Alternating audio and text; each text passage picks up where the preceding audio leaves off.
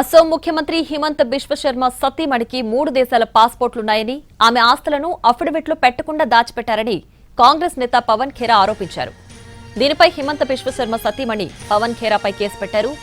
ఈ కేసు విషయంలో అసోం పోలీసుల బృందం ఢిల్లీలోని పవన్ ఖేరా ఇంటికి వెళ్లారు. పవన్ ఖేరా ఇంట్లో తనిఖీలు చేశారు.